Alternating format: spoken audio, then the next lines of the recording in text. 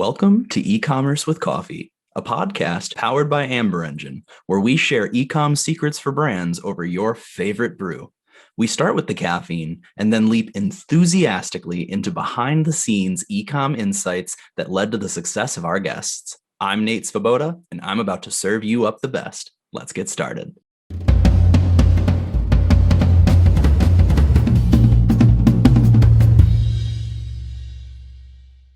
Hello and welcome to today's episode of E-commerce with Coffee. In this conversation, I get to speak with Imtiaz Ahmed. He is the Director of Performance Marketing at Reckitt, and today we're really going to be focusing on planning for innovation as a small to medium-sized business, and how technology really goes hand in hand, or should go hand in hand rather, with how a business needs to be thinking of their long-term strategy. So coming out of this conversation, a lot of you might find that it's really more achievable than you thought to be an innovative company. So Imtiaz, welcome to the show.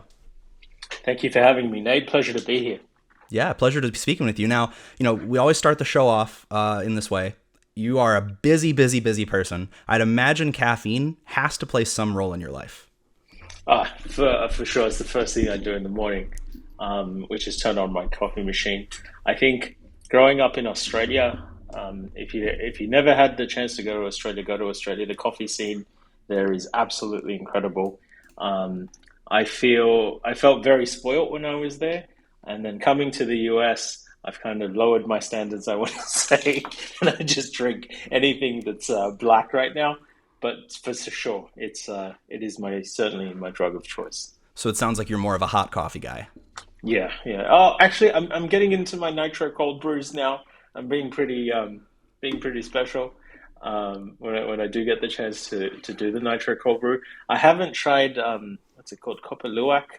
I do want to, which is, you don't know? Oh, okay. No, So I've never Copper heard of Luwak is the special type of coffee I think it's like a cat digests the beans and then poops them out. And there's the people that go pick them out of off the floor and they process it. And it's like $80, $90 a cup. Apparently in Vegas, there's quite a few places that you can buy a cup of Copper Luwak from. But I was there a few weeks ago. I just completely forgot to do it. I'd be intrigued to try that, but I gotta say, that really does sound like a crappy job. But Cue the drum roll. Yeah, there we go. You need to cue this out. Yeah. Yeah. Very cool. Yeah, I'll drink hot coffee. It's what I've got right here, right now. But 11 times out of 10, I would take a cold coffee over a hot because you don't gotta wait for it to cool down. It's just gonna burn my tongue. So I'm right there with you. But hey, I mean, that's interesting. I'm gonna have to Google that later and check it out. I'd never heard of that before. It's interesting. There you go. Cool. Well, diving right into it. You've been at Reckitt for a number of years. I already said, your role, but can you talk us through what is it that you do now and have been doing at Reckitt? Because you've been there for about 14 years at this point. Yeah. So I've been at the company for 14 years, but I've done a whole host of roles within that time.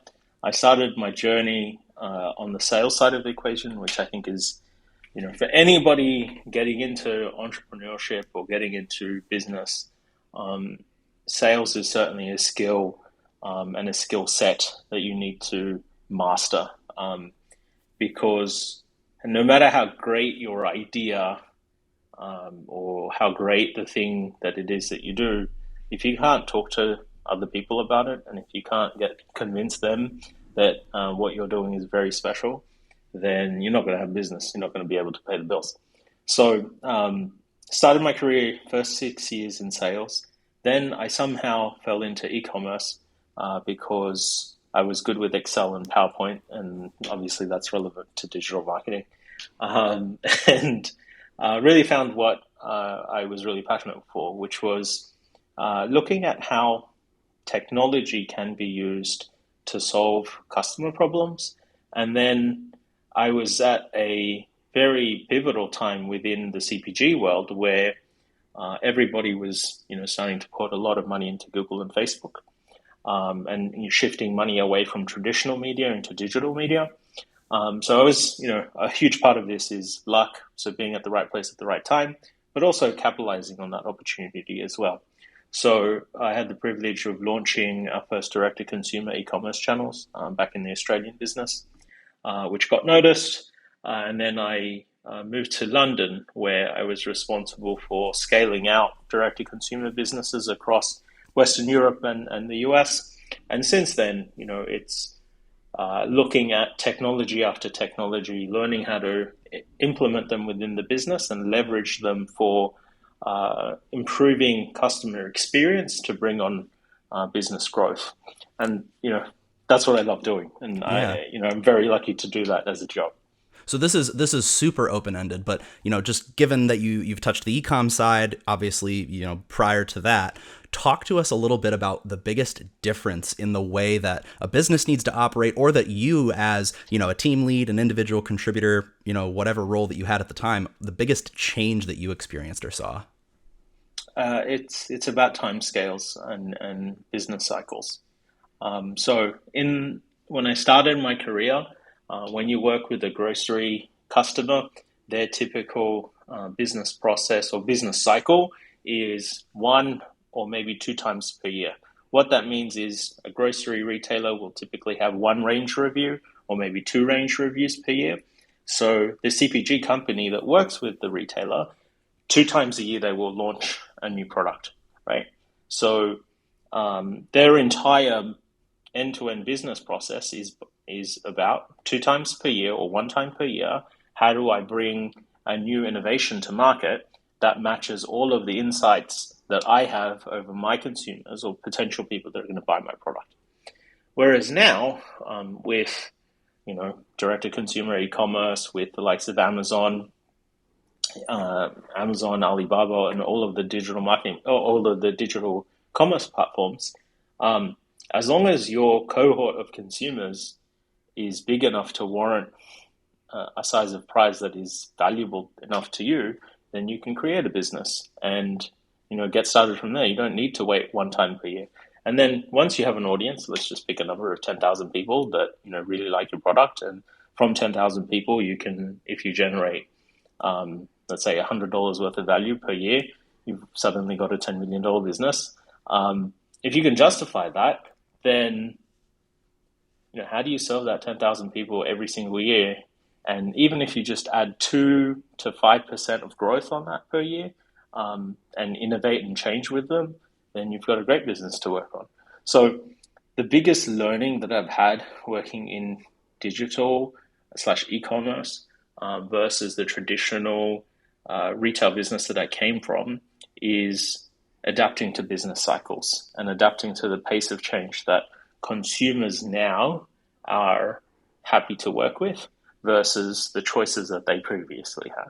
Yeah. And it's interesting, right? I mean, a lot, not as many people in the e-com world as I would have thought of talk about lifetime value. Obviously, like the thought leaders, they all talk about it. But, it's interesting because you bring someone in to make a purchase, but then if there's no effort to retain that business and give them a reason to come back, then that's just tons of money left on the table. It's so much more expensive to acquire a new customer than it is to just retain the business of an existing one. So, but now that said, you're talking about, or we're talking a lot about consumer, and it's interesting because, the B2C side or even the direct to consumer side, the change that we've seen over the past 10 years has been immense, absolutely extraordinary, from the expectations that they have of the business, the things that, the business needs to do to actually achieve what they are trying to give to their customers. But we're seeing a lot of that on the business to business side too, right? Especially with Amazon and just how much easier that process is. The traditional buyer now wants the same type of experience that they get when they're just shopping for their own stuff on Amazon. So At the end of the day, go ahead, please. At the end of the day, the person who's buying for a business is also a consumer. Exactly. And is also a human being who also has emotions and also has feelings. So yes, they are buying at a bigger volume and scale. Yes, their financial metrics and KPIs are different to your own personal, finances, but they're still a person. So you still need to, impress that person. You need to still give them an, experience that warrants them to really like you and like your brand. But yeah, the method's not that different. It's just the size and scale is different. Exactly. No, exactly. But so now, we're talking a lot today about innovation. So now when we think about innovation in the space of digital commerce, talk to us a little bit about, maybe the B2B organization, small to medium size. How should they be thinking about, their strategic planning or the roadmap that they build around innovation? What are some of the key elements that should go into that, or they should be thinking about? Yeah, in terms of some people call this digital transformation. I just call it doing business. But you need to think about three key things when it comes to how does your business digitally mature coming into the 21st century and beyond. I always is my framework of people, process, and platforms. So let's cover people first. It's having obviously everybody needs to have the best talent that they can get, right? But also in terms of thinking about technology and how do you digitally mature and 100-plus-year-old organization that you may have. The people part of it is somebody who not only understands the what you do today, but also the how you're going to do it in the future, and somebody who can understand how things operate within a business. What are the efficiencies that you can kind of bring from automation? What are the touch points that you have in your customer journey that surprises, delights, and makes the person feel wow? Like, for example, the salon, the hairdresser that I go to, they have a check-in functionality that I just enter my I just enter my phone number in, and I never have to wait. I get there and I get seated straight away. Like, from history, one of the worst pain points for me is going to a salon and waiting like 15, 20 minutes, sometimes 45 minutes to get my seat. Whereas just having this functionality of check-in, having a CRM platform that the stylist knows what I had last time, I can just say, I just want what I got last time. And knows what sizes that I want my hair cut. All of those like little tiny details captured in a very basic CRM, and removing those friction points of waiting, removing the friction points of having to re-explain what I want done with my hair this time, etc. Just thinking about that end-to-end journey that user is going to have and enabling that technology experience to take away all the friction and just let the hairstylist do what they're really good at, that is amazing. So from a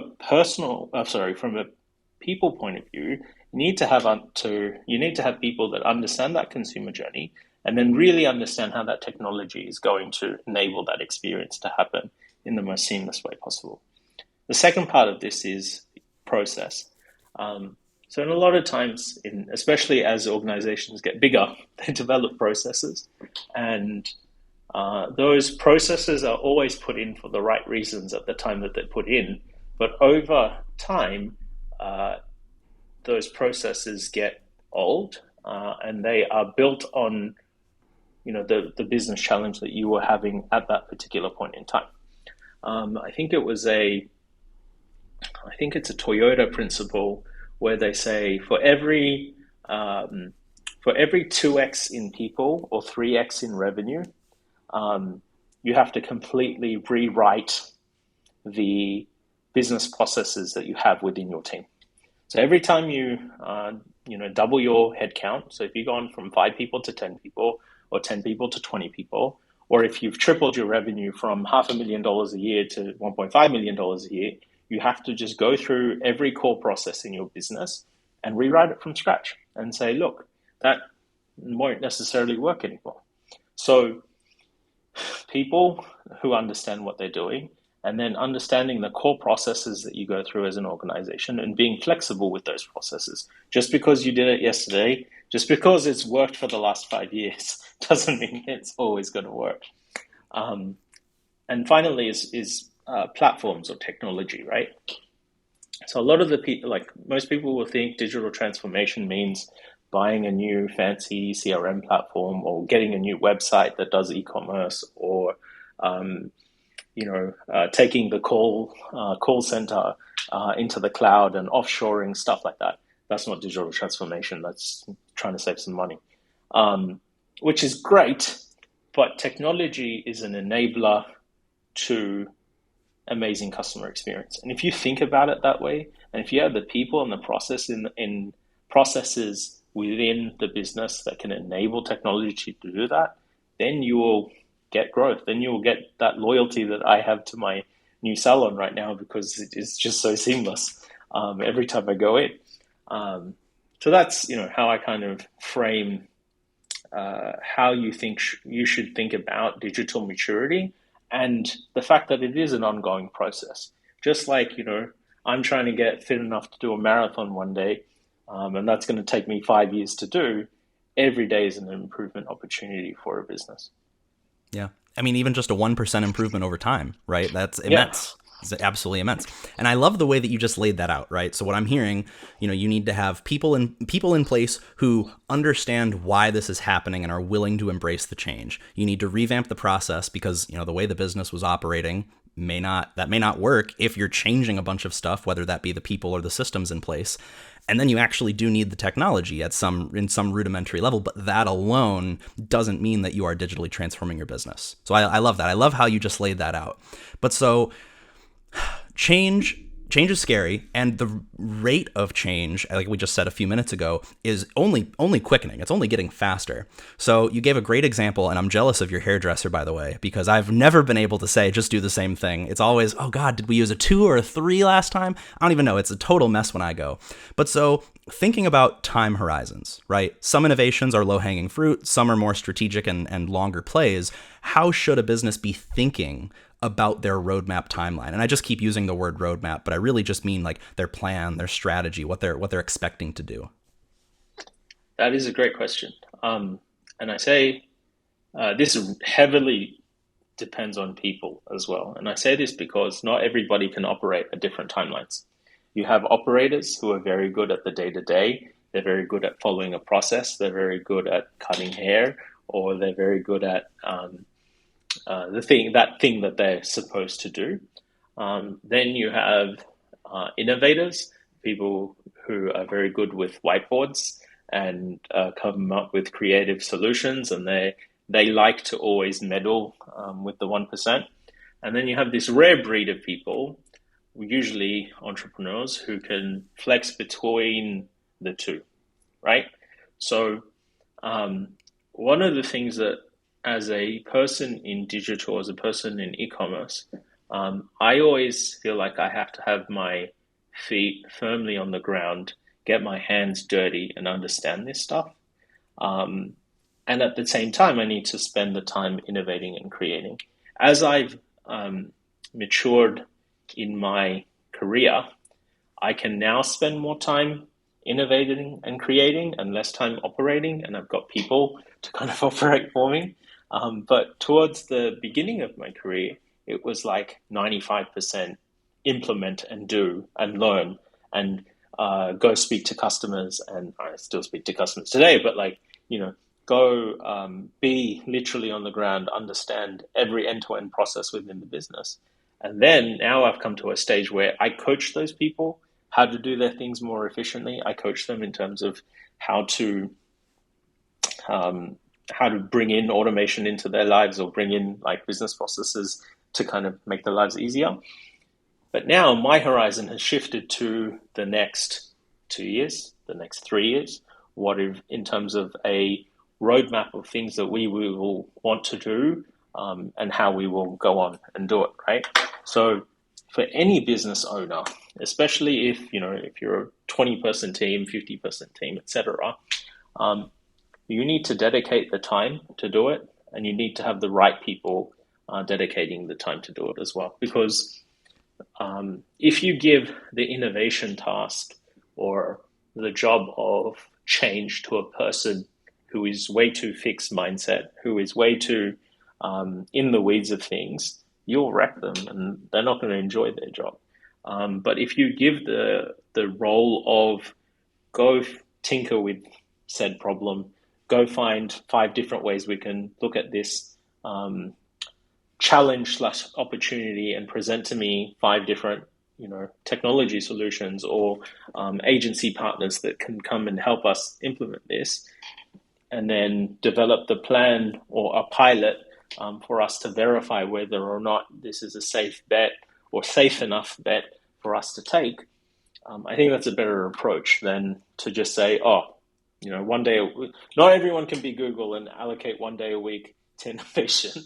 Um, but if you've got a team big enough to allocate the right personality profile of person towards problem solving and towards creating, then that is probably a better approach. Yeah, so it sounds like, the amount to which you can dedicate time to being innovative, to thinking about these things more, really it depends on how out of the weeds you are. Like if you're, a very, very lean team, there are just day-to-day things that need to get done, and your hands are tied. There's not really a whole lot of ability to experiment there. You just have to find the time in your schedule. But no, I appreciate how you laid that out. So thinking now about the customer journey, the customer experience, the innovation we've seen in that. Again, you gave that really good example of the hairstylist that you go to. What are some in 2022, these past few years, what are some innovations that you've seen in the customer journey that really makes a well-crafted experience, particularly from the perspective of the customer? I think I used to travel a lot. Now I travel a lot less, considering COVID shut the world down and we do more Zoom, which is better for the environment, but not good for my air miles. Um, but I think the world of loyalty within the airline industry, and you look at how, especially when you get to the upper tiers of the airline industry, how they recognize you, how they look at your end-to-end journey and leverage the things that they know about you at every touch point that they had, is really, really interesting. So, for example, when you set up on, not that in America they feed you on planes when you travel coach, but in other markets, in Australia where I used to travel a lot, I typically would like to have halal meals, and if available, gluten-free halal meals, which is very specific, right? I set that up in my profile, and I would travel every single week, and I'd never have to think about that one thing. And Qantas, who I used to fly with back in Australia, um, anytime I booked a ticket, that thing was always taken care of.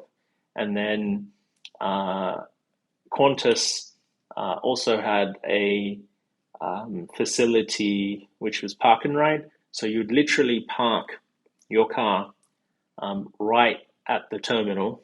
You would go, they had a check-in counter. It was a valet service. So you just literally drop your car, walk inside the terminal door, drop your bag, go up the escalator, you're in security. And you could literally go, if your gate was in front of that line, you would literally from car, so getting out of your car, checking in, dropping your bag into security and into a plane within the space. If there was nobody, you could do it in like 4 minutes, um, Wow.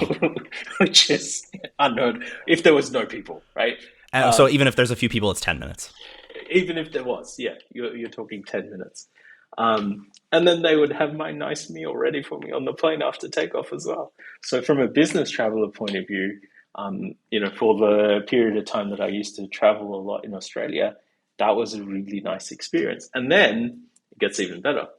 Um, and then when I used to come back, they already knew what time I was going to come back, right?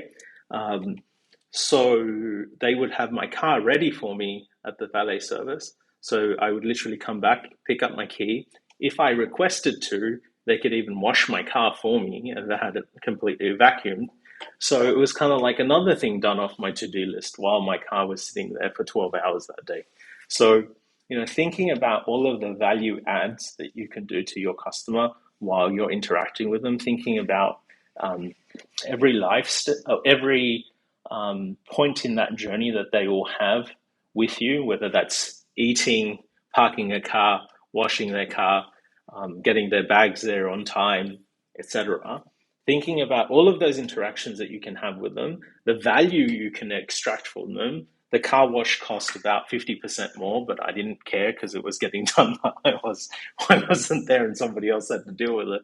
Um, Thinking about all of those interactions and then how much is a consumer actually prepared to pay for that, is a really interesting way of not just adding value to consumer but making money out of it too. Yeah, and you know what I'm hearing from that. You know, I love hearing people talk about first party data, right? Because the consumer, at least a lot of people, are willing to provide that information. Like I opt into, you know, not all the app tracking stuff necessarily, but like Apple Health. If, you know, there's things that you can send like error reports from the system. I have a lot of smart connected devices. Like I'm personally fine with that because I want to be given a more personalized experience. And so it sounds like give your customer, your consumer, the ability to provide that information so that you can tailor your experiences accordingly. It's kind of what I'm hearing. Oh, for sure. Like, um, if you provide the value, people will take it. And a lot of the times they're even happy to pay for it too.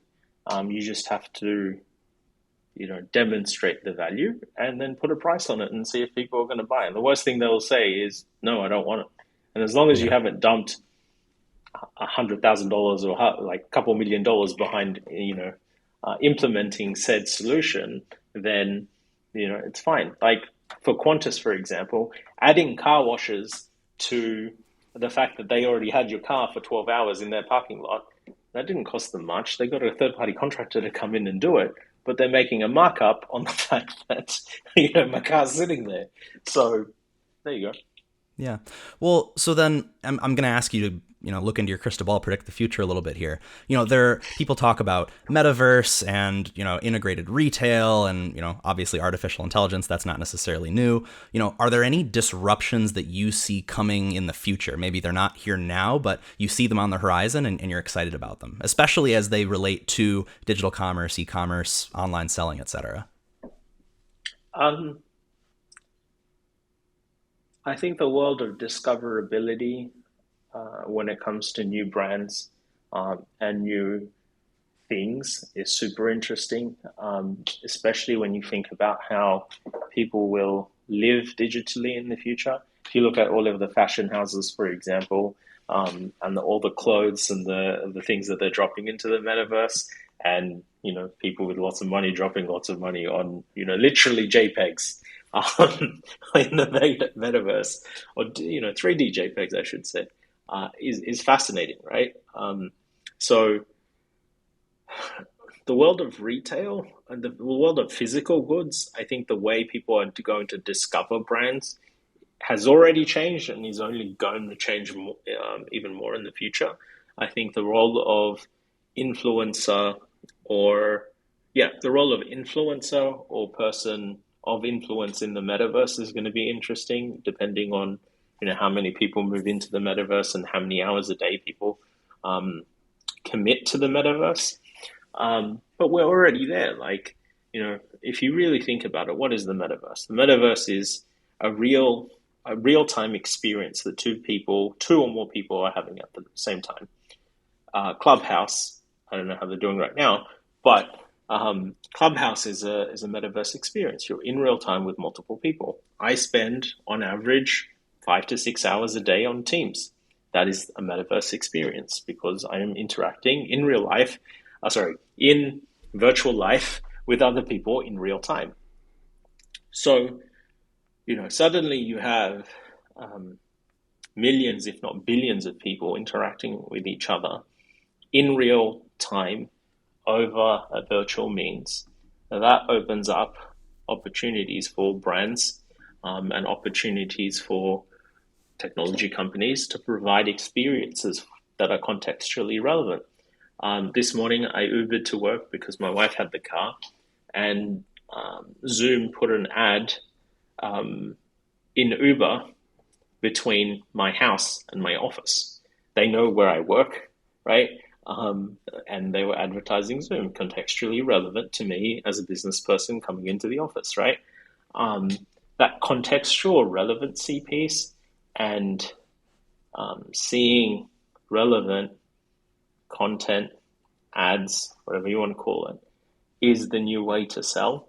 And being as personable as possible during said times is the way I think new brands are going to grow. That's why there's a million, small direct-to-consumer brands that are serving audiences of 10,000 people. And I think that is certainly the future, rather than just, spending money on a Super Bowl ad. and then hoping for the best afterwards. Yeah. So, we've talked, and you've mentioned obviously a CRM. There are a lot of businesses that don't have one that probably should. If we get a little tactical for a second here, from a brand's perspective, to do any or all of these things that we're talking about, what are some of those essential processes, systems, or skills, even with people, that they really need to have in place to deliver on that experience? And, you can even just talk about some tools that you've discovered in your time, maybe things that your teams use that, again, what's really critical to do all this? And specific to small to medium-sized business? Yeah, I'd say smaller to medium. Okay. Having a great website and having a great digital property that somebody can go to number one, discover your brand or discover your business is hypercritical. Like, I moved to my local area where I live now only in August of last year, right? And I needed that new hairdresser. And what did I do? I Googled, and the result that came up first showed that they had digital check-in. All I had to do is give them my cell phone number to do so. And then I've been loyal to them since, right? But they had a great presence on Google, had a great website, which was very simple for me to just give my first name and my cell phone number. They didn't even ask for my email, which I was like, thank God, I don't want to get spammed. And yeah, it was a great experience, and I've signed up and I'm loyal to them now, right? So a website is a critical piece. Websites aren't that crazy or expensive anymore to kind of do yourself or hire somebody to do. Off the back of that, if you're a service-based industry, then having a CRM is very cool, very important. Whether that's something basic as HubSpot, for example, to just capture your customer data, understand how much they're spending with you, why they're spending with you, and just having that one system where you house all of that customer data. I worked with, or some of my dad's friends who runs small businesses. Different people within their companies have different email addresses and phone numbers of customers. The same customer, but with different email addresses and different phone numbers, because they've interacted with different salespeople over the years, and they just never updated their system. So the importance of having master data of your customers go for digital, it is paramount.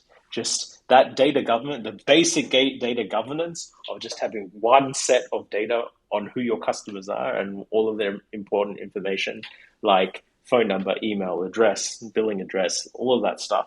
You only want to have one source of truth on that. Whichever platform you're using, you need to have somebody who owns that process, because ultimately customers pay your bills, and you've got to know who your customers are, but you've got to be able to give them the right experience. And let's flesh out an example. If a different salesperson joins your company and then they send an invoice to the wrong email address of said customer, and then on your accounts receivable accounting software, you're seeing that customer hasn't paid their bill in 3 months, and then they come in to your business and you're like, oh, I'm not serving you because you haven't paid your bill. And they'll be like, what bill are you talking about? And then you open up your CRM and open up your accounting software and you show them they haven't paid a bill, and they're like, that's not my email address, man. What are you talking about? So if you have that negative experience with that customer because they haven't paid a bill that you haven't actually sent them to the right place, then that person's going to be like, this is a disorganized business. Why am I interacting with you? Why have you embarrassed me and said I haven't paid a bill when you never sent it to me in the first place, right? That's a really quick and easy way to lose a loyal customer, by having a negative experience, especially if you've done that in front of other customers who may be their friends. Okay, so customer data, incredibly important. Have one source of truth for it. Yeah. Well, especially in this day and age with people working remotely and in different time zones. I mean, it's critical that you have, I mean, especially with how many solutions are out there, right? You talk about HubSpot. I don't know off the top of my head what they cost, but it's not crazy expensive and it's definitely attainable for a smaller business. Even just having that platform so people can collaborate in one place. And to your point, have that act as a source of truth for everybody. It's absolutely critical. Definitely. Well, I think the last question that I really want to ask you today, and I appreciate you sharing all this time with us. So brands today really have no shortage of data when it comes to sales and marketing. But knowing which numbers or metrics to focus on matters. So talk to us a little bit about how you recommend brands isolate and visualize the important data and what metrics they ultimately need to be tracking. Because ultimately, if you're innovating, you need to be able to measure the results of that innovation. Yeah, it comes down to what type of business you are, and how long you can actually keep a customer for. So we're talking a lot about hairdressing today, so let's talk about hairdressing. If you're running a hairdressing business, and let's say within a 5 mile radius, there's a population of 200,000 people. Of the 200,000 people, you're seeing on a monthly basis, if we assume people get a haircut, or men typically would, let's say, get a haircut. I get a haircut every 3 to 4 weeks. So I'm just taking that as the average. Let's say this business is getting 1,000 haircuts a month. Then you're approximating, I have 1 out of 200,000 people share of the local area. For me to be able to increase my business, I can either get I can get more people to come here. So I need to acquire more people. So move that from 1,000 people a month to maybe 1,500 people per month. Or for the 1,000 people that buy from me, I can upsell them something else. So whether that's a hair treatment or whether that's a wash or a beard trim or something else, if I can just unlock an extra, $5 from every user, that's an extra $5,000 a month, or 60 grand a year from my existing users without doing too much marketing, right? So depending on what your business is, you got to think about market share, or how big is the pie that I have a slice of today. Can I grow that slice? How much is that growth really going to cost me? If that's too expensive, then what can I do with what I've already got today and upsell people with additional products and services? And or, is my business something that I can even develop into a subscription business? I've just seen this kid on, I say kid because he's literally 14 or 15 years old. But during the pandemic, he went around his neighbors who happened to be quite elderly people and signed them up to a subscription. I think it was like $39 or $49 a month, where he would go and solve all of their tech issues on a subscription. So this kid, man, I wish I'd thought of that when I was a kid. This kid is literally going around and plugging people's TVs in and like formatting their MacBooks and formatting their iPads and stuff. And I think he was raking in 10 grand a month at 14. So he's got like 200-300 customers, right? So, there's lots of ways to skin a cat when it comes to business models and revenue models. But you really need to think about what is that market I'm in, and how do I add the value to the consumer or to my potential customer, and then how do I bring a profit from said interactions? I love that. And I appreciate how you just laid that out. So, Imtiaz, if anything that we've talked about today resonates with our audience, where can they find you, get in touch with you, reach out if you're comfortable with that?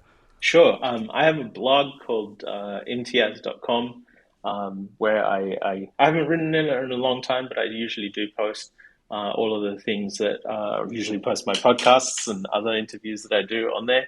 And they can follow me on LinkedIn. It's LinkedIn/in/Imtiaz A.